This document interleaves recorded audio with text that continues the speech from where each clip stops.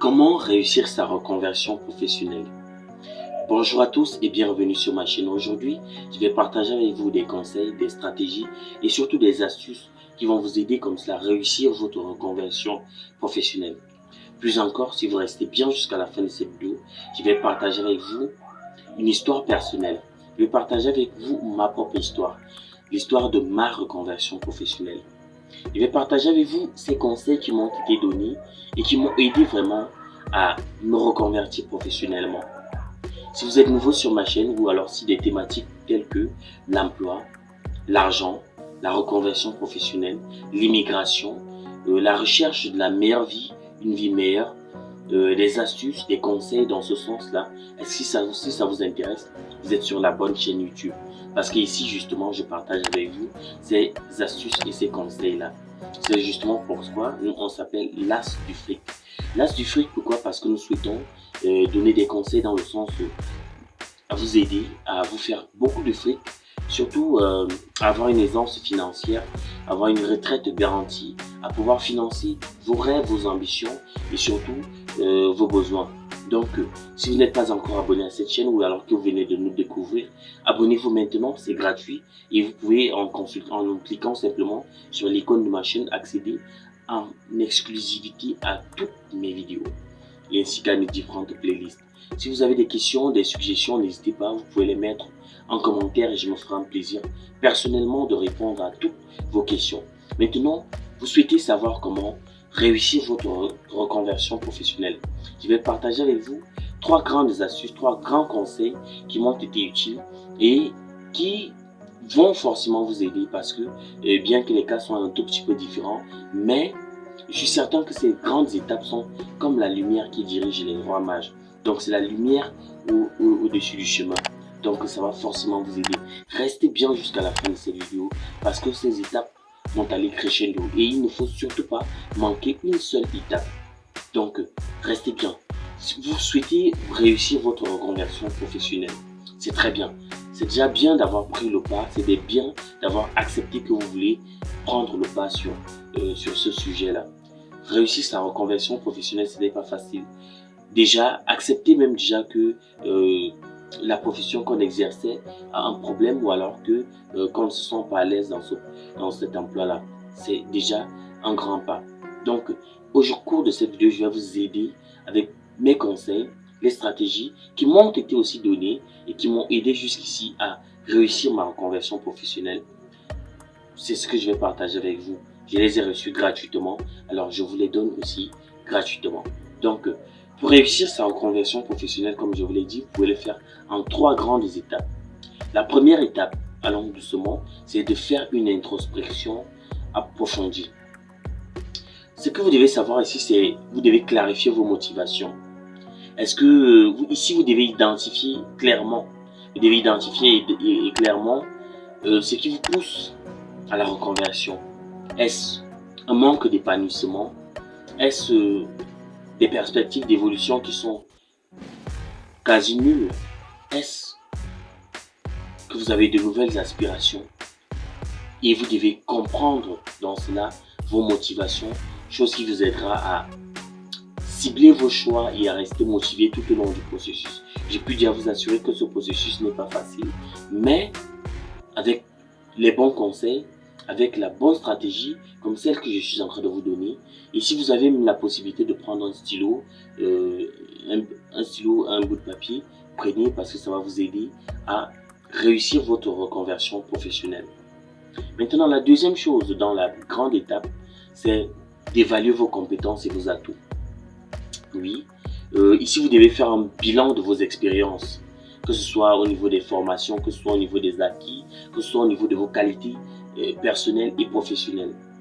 Vous devez aussi identifier les compétences transférables et celles à développer pour votre nouveau projet professionnel. Prenons par exemple, si vous souhaitez par exemple quitter de codeur informatique à chef de projet informatique, ça veut dire que vous devez déjà faire un certain nombre de bilans, savoir quels sont mes acquis là présentement, qu'est-ce qu'il faut pour le nouveau poste, la nouvelle reconversion professionnelle, qu'est-ce qu'il me faut pour ce poste là en termes de formation, en termes d'acquis, en termes de cognitif, en termes de background. C'est ce qu'il faut savoir. Maintenant donc, vous devez donc identifier les compétences transférables, c'est-à-dire quoi? Ce que vous avez déjà et qui sera utile dans le nouveau métier. Et celle qui vous permettra de vous valoriser et de valoriser le profil et de gagner en confiance. C'est-à-dire que quoi? Pour le nouveau profil, si par exemple il faut des études supplémentaires, vous devez les faire. Vous devez les faire et obtenir quoi? Si ce sont des diplômes, vous devez les obtenir. Si ce sont des qualifications, vous devez les obtenir afin d'être apte et compétent pour le nouveau poste. Donc, la première chose dans la grande partie, phase la grande phase de la reconversion professionnelle, des 3 phases que je vous ai dit, c'est faire une introspection approfondie. Dans l'introspection, vous devez clarifier vos motivations, évaluer vos compétences et vos atouts. Maintenant, la troisième chose, c'est de définir vos aspirations. Quelles sont vos aspirations? Les aspirations, c'est ce que vous voulez, c'est ce que vous souhaitez avoir. Ici, vous devez explorer les différents domaines et métiers qui vous attirent. Ici, vous devez vous renseigner sur les tendances du marché et les besoins en recrutement et les perspectives d'évolution. Et vous devez identifier dans ce secteur les postes qui correspondent à vos aspirations et vos compétences. Donc, si par exemple, il vous faut vous upgrade pour le nouveau poste que vous aspirez, le nouveau salaire que vous souhaitez avoir, vous devez faire ces formations-là, vous devez vous mettre à jour. Donc, la première phase, c'est de faire une introspection, savoir clarifier ses motivations, évaluer ses compétences et ses atouts, et maintenant définir ses aspirations. La deuxième grande étape, c'est quoi? C'est de se préparer concrètement. C'est ce que je vous disais sur la formation. Ici, vous devez élaborer un plan d'action. Vous devez élaborer un plan d'action, développer vos compétences et surtout soigner votre communication. Ne vous inquiétez pas, je vais vous dire comment le faire. Dans l'élaboration du plan d'action, vous devez définir vos objectifs précis et réalistes. Vous devez déterminer les étapes nécessaires pour atteindre votre objectif professionnel. Donc, les formations à suivre, les certifications à obtenir, les expériences à acquérir, etc. Ici, vous devez aussi planifier les démarches et les moyens à mettre en œuvre aussi pour concrétiser votre projet. Et aussi, vous devez développer vos compétences. Développer vos compétences veut dire que s'il est nécessaire pour vous de suivre des formations ou des certifications pour acquérir des compétences requises pour votre nouveau métier, vous devez le faire. Vous pouvez également envisager des stages, et des immersions professionnelles ou du bénévolat. Pourquoi pas? Pour mettre en pratique vos acquis et développer votre réseau. Parce que le tout, c'est de grandir en compétences, en qualité et surtout savoir que où je vais, c'est un métier nouveau et surtout, c'est un métier qui est exigeant. Donc, n'oubliez surtout pas cela. Maintenant, la troisième chose à faire dans la deuxième grande partie, bien sûr, c'est de soigner votre communication. La communication revêt quoi? La communication, c'est pas simplement son physique, c'est pas seulement voilà, la communication comme on le fait à la télé ou bien à la radio et ainsi de suite. Non, c'est que vous devez adapter votre CV et votre lettre de motivation en mettant en avant les compétences et les expériences pertinentes pour votre nouveau projet. Donc, adaptez votre CV, vous devez refaire un autre CV qui va tenir compte des aspirations du nouveau poste. Si, par exemple, pour le nouveau poste, vous avez fait une formation supplémentaire, vous devez inclure cette formation supplémentaire ici. Pour le nouveau poste, vous devez rédiger une lettre de motivation un peu plus engageante, incluant vos nouvelles qualités, vos nouvelles compétences. Vous devez le faire. Et surtout que c'est très facile parce que cela vous permet d'être à jour. Et maintenant, vous devez vous entraîner à parler de votre reconversion professionnelle de manière claire et convaincante. Parce que lors de l'entretien d'embauche, vous aurez la possibilité de défendre votre profil, de défendre votre personne, vous défendre aussi que vous avez un background, que vous avez des aptitudes, des qualités qui peuvent être utiles pour la nouvelle entreprise.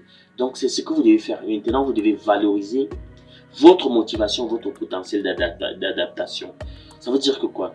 Ça voudrait dire que vous ne devez plus vous comporter comme la personne que vous étiez avant.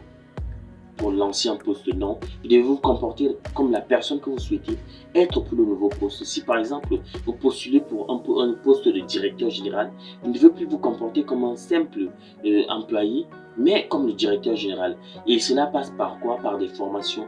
Les formations vous permettent comme cela de vous mettre dans la tête d'un directeur général, de prendre la posture du directeur général. Parce que le directeur général n'est pas là pour se justifier au niveau des employés, mais de prendre des décisions. Et vous devez vous mettre dans cette posture-là. Donc, je l'ai dit clairement, la première grande étape pour réussir votre reconversion professionnelle, c'est de faire une introspection approfondie dans laquelle vous devez clarifier vos motivations, évaluer vos compétences et atouts, définir vos aspirations. J'ai expliqué cela. Dans la deuxième grande étape, c'est que vous devez vous préparer concrètement. Vous préparer concrètement veut dire quoi? Ça veut dire que vous devez élaborer un plan d'action, développer vos compétences et soigner votre communication. Maintenant, la troisième grande étape, c'est adopter une posture proactive. Qu'est-ce que c'est que la posture proactive? La posture proactive, comme je le disais, ça veut dire que vous devez être dans la posture de la nouvelle personne. Vous ne devez plus être dans la posture de l'ancien employé. Vous ne devez plus être dans la posture de l'ancien vous. Vous devez être dans la posture de la nouvelle personne. C'est-à-dire que quoi? Vous devez vous mettre en réseau. Se mettre en réseau signifie quoi? C'est que vous devez participer à des événements professionnels, à des ateliers de reconversion ou à des groupes de discussion liés à votre domaine d'intérêt. Vous devez échanger avec des professionnels du secteur. Si par exemple vous voulez faire dans le secteur minier, dans le secteur informatique et autres, vous devez vous inscrire à ces forums-là. Il y a des forums qui sont totalement gratuits, il y a des forums qui sont payants, il y a des séminaires qui sont très gratuits, ouverts au public, il y a des forums qui sont payants. Mais, somme toute, il faut faire le premier pas, rejoindre un groupe de personnes qui parlent le même langage, qui parlent de la même profession, qui parlent des mêmes aspirations. Donc, développez votre réseau par ce canal-là et prospectez des opportunités. C'est dans ces différents réseaux-là que vous pouvez trouver des personnes qui peut-être sont à la recherche ou alors qui savent des personnes qui sont à la recherche, qui connaissent des personnes qui sont à la recherche de ce profil-là. Et ils pourront mieux vous recommander ou alors ils pourront mieux vous donner des conseils, des stratégies, des astuces dans ce sens-là. Donc, mettez-vous à niveau en réseau. Voilà. Donc maintenant, le deuxième conseil, c'est vrai, effectivement, c'est de solliciter des conseils. Parce qu'on n'est jamais assez intelligent seul. Vous devez solliciter des conseils et n'hésitez surtout pas à solliciter l'aide des professionnels de l'orientation, de la formation et de la reconversion. Parce que ce sont des personnes qui sont mieux aguerries afin de vous donner des conseils dans ce sens-là. Ils peuvent voir le pour et le contre du métier que vous voulez aborder et vous donner des stratégies, vous donner des conseils dans ce sens-là. Ils pourront aussi vous guider et vous apporter des conseils personnalisés et en fonction de votre situation et de votre projet. Donc, mettez-vous en réseau, sollicitez des conseils parce que personne n'est jamais assez aguerri tout seul. Maintenant, vous devez faire preuve de persévérance. La reconversion professionnelle, vous devez le savoir, c'est un processus qui demande du temps, des efforts et de la persévérance. Vous devez rester motivé et adaptez-vous aux obstacles et aux imprévus. Parce que ce sont parfois les obstacles et les imprévus qui viennent parfois rehausser l'image de la personne, rehausser, peut-être vous remettre en avant, peut-être vous donner la pleine mesure de la mission, la pleine mesure de la fonction que vous souhaitez. Donc, ne vous découragez pas, n'abandonnez pas vos projets et surtout, soyez téméraires. Donc, comme je le disais, la première étape, c'est pour résumer, faire une introspection approfondie. Pourquoi est-ce que vous souhaitez faire une reconversion professionnelle? La deuxième chose, c'est se préparer concrètement, c'est-à-dire que quoi? Ça veut dire que s'il y a des formations à suivre, s'il y a des e-books à lire, s'il y a des livres à lire, s'il y a, vous devez le faire. Et surtout, n'oubliez pas de participer à des séminaires, participer à des événements qui permettent comme ça de mieux s'informer sur la thématique et de mieux s'informer sur le sujet. Maintenant, le troisième sujet, c'est d'adopter une posture proactive. C'est-à-dire que vous devez vous mettre en réseau, vous devez solliciter des conseils d'experts, des personnes aguerries dans ce sens-là. Et aussi, vous pouvez faire preuve de persévérance parce que ce n'est pas un choix. Rien ne garantit que lorsque vous allez vous lancer, dès le premier moment, ça va donner. Donc, faites preuve de persévérance, surtout si les premiers moments, cela ne donne pas comme vous voulez. Donc, en résumé, ce que vous devez savoir, c'est que réussir sa reconversion professionnelle nécessite réellement une réflexion approfondie, une préparation surtout concrète et une démarche proactive. En prenant le temps de faire le point et de développer vos compétences et de vous mettre en réseau, comme je le disais, vous augmentez vos chances et vous augmentez vos chances, comme je le dis, de concrétiser votre projet et de vous épanouir dans votre nouveau métier. Maintenant, si vous souhaitez savoir comment financer votre reconversion professionnelle, cela fera l'objet d'une nouvelle vidéo. Et si vous avez des questions, des suggestions, ou alors si vous avez des réserves à émettre suite à ce que j'ai dit, n'hésitez surtout pas, mettez cela en commentaire et je me ferai vraiment plaisir d'échanger, de discuter de cela avec vous. Alors, ici c'est l'As du fric. J'espère surtout que le fric vous sourira et que vous aurez le temps d'appliquer cela. Allez, ciao ciao.